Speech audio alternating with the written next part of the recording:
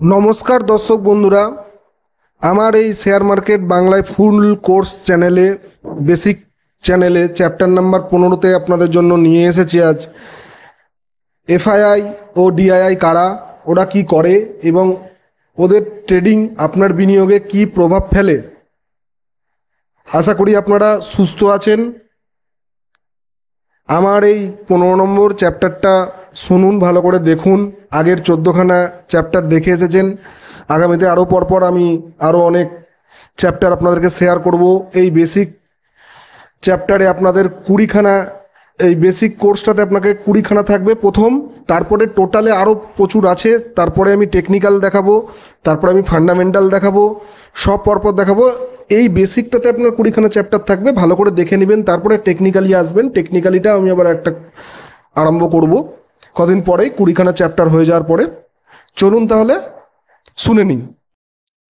Share বাজারে প্রায় আমরা শুনি আজ এফআইআই রা শেয়ার বিক্রি করেছে বা ডিআইআইরা বাজারে টাকা ঢেলেছে, কিন্তু প্রশ্ন হলো এফআইআই অ্যান্ড ডিআইআই কারা, ওরা কি করে এবং ওদের ট্রেডিং আপনার বিনিয়োগে কি প্রভাব ফেলে।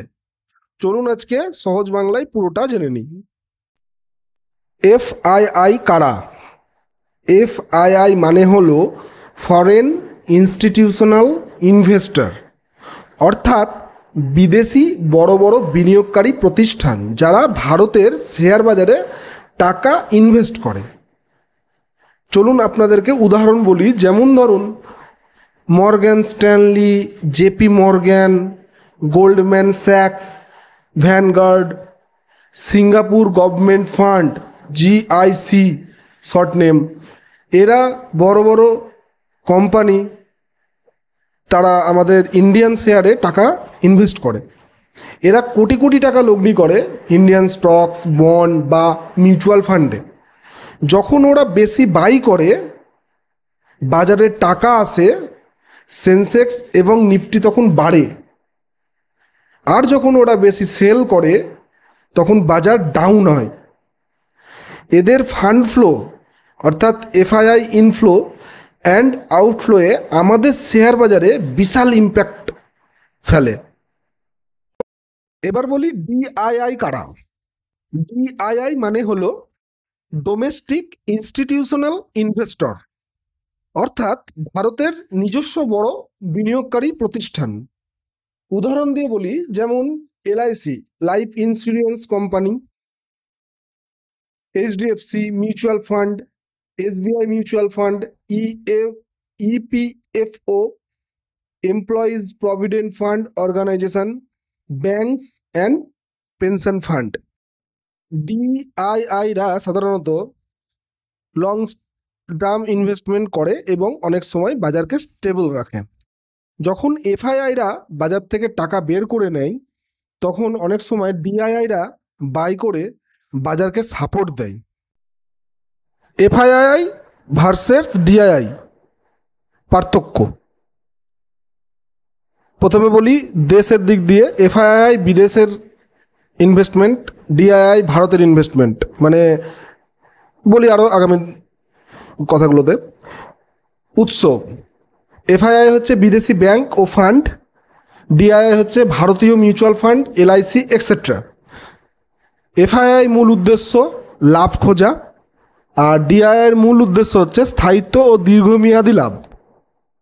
এফআইআইয়ের প্রভাব হচ্ছে বেশি দ্রুত, ডিআইআইয়ের প্রভাব হচ্ছে ধীর ও স্থিতিশীল। এদের বাই সেল ডেটা প্রতিদিন এনএসসি বিএসসি ওয়েবসাইট প্রকাশিত হয়। অনেক ট্রেডার ও বিনিয়োগকারী এই তথ্য দেখে মার্কেটের ট্রেন্ড বোঝার চেষ্টা করে। কেন এটা জানা দরকার? আপনি যদি শেয়ার মার্কেটে বিনিয়োগ করতে চান, তাহলে এফআইআই ও ডিআইআই ডেটা আপনার জন্য খুবই গুরুত্বপূর্ণ, কারণ তারা কোথায় টাকা ঢালছে সেটা বুঝলে আপনি জানবেন কোন সেক্টর বা কোন স্টক ট্রেন্ডিং স্টক। বড় সেল অফ হলে আগে থেকে প্রস্তুত থাকা হয়, ইনস্টিটিউশনের সাথে চললে ভুল হওয়ার সম্ভাবনা কম হয়।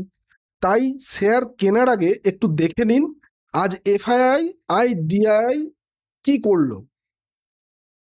উপসংহার: আজ আমরা জানলাম এফআইআই ও ডিআইআই কারা, তারা কিভাবে শেয়ার বাজারে কাজ করে এবং কেন তাদের ট্রেড আপনার জন্য বিনিয়োগে প্রভাব ফেলে।